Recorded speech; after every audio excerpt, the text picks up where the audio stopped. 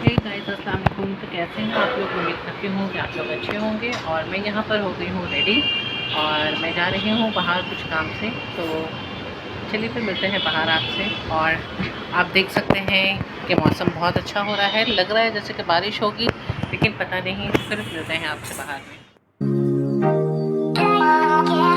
मैं जा रही हूँ बाहर और आप देख रहे हैं क्या मस्त मस्त हवा चल रही है। बहुत अच्छा लग रहा है, ठंडा ठंडा।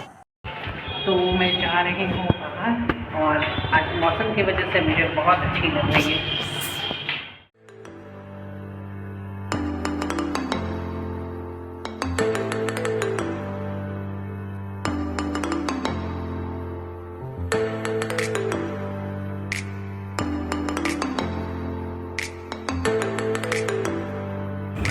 तो फाइनली मुझे ओला मिल गई है।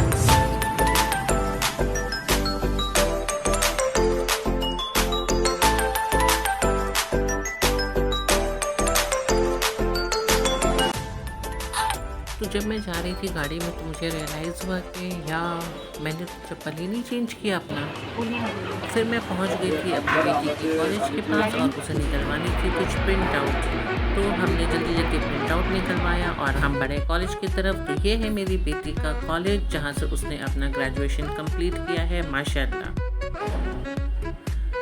तो फिर हम और आगे जाने लगे और हमने डिसाइड किया कि बगल में थी इमामी मार्केट। तो चलिए आपको दिखाते हैं मार्केट।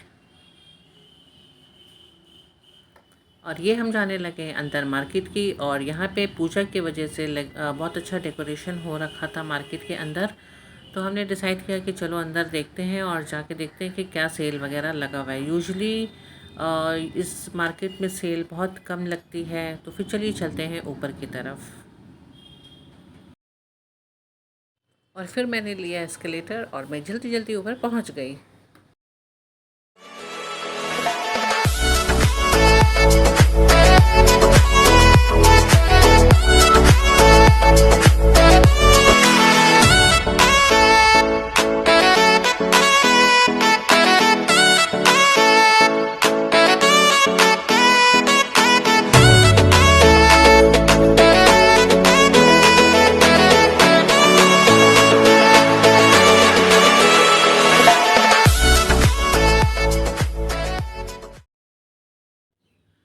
आप यहाँ पर आकर के शॉपिंग कर सकते हैं। चीज़ें बहुत अच्छी हैं कलेक्शन, लेकिन मुझे बहुत एक्सपेंसिव लगी। जो चीज़ मैं यहाँ लूँगी उससे सस्ते मुझे चीज़ें बाहर में मिल जाएगी। तो फिर आप आइए और अपने मर्ज़ी से शॉपिंग करके जाइए। ये भैया पता नहीं क्यों हम लोगों को देख के मुस्कुराने लगे।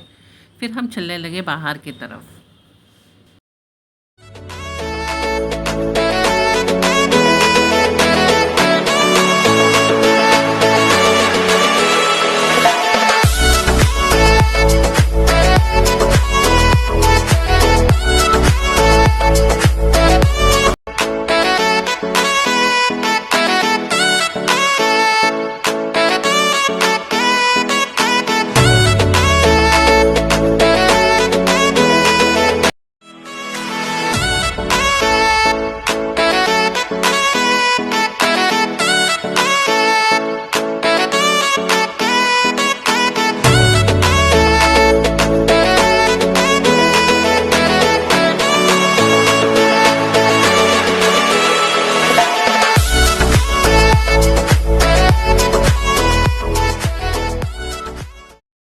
और मैं जैसे आगे की तरफ जा रही थी तो मैंने देखा कि ये अंकल गुस्से में सारा सामान फेंक रहे हैं। तो मैं सोची कि क्यों ना थोड़ा रुक कर के रिकॉर्ड कर लेती हूँ। और आप भी देखिए कि ये कितना गुस्सा हो रहे हैं कि ये सारी चीज़ बाहर फेंक रहे हैं। तो फिर हम जाने लगे आगे और हम लोगों को लग रही थी बहुत भूख, क्योंकि हम लोगों ने लंच भी नहीं किया था। तो फिर हम डिसाइड कर रहे थे कि हम क्या खाएं। तो आगे जाते जाते आप तो जानते हैं कि मेरी बेटी बहुत चूज़ी है। हमने कहा कि चलो वाओ मोमो में खाते हैं। तो उसने कहा कि नहीं, मुझे ये नहीं खाना है। तो फिर हम और आगे चले गए और फाइनली जाते जाते हम लोगों को मिला अपना ही एक हल्दीराम रेस्टोरेंट। तो हम उसमें चले गए।